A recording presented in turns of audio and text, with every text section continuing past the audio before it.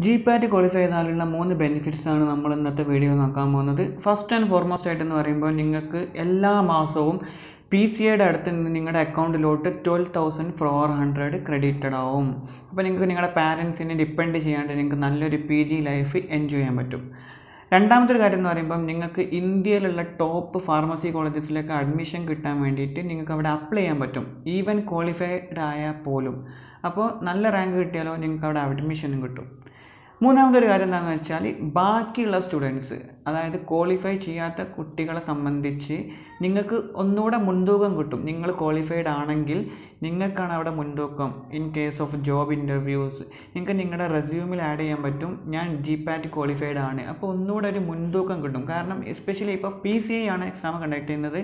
So pharmacy students മസ്റ്റായിട്ട് qualify ചെയ്യേണ്ട എക്സാമാണ് GPAT. At any cost work hard, qualify. Thanks for watching. By.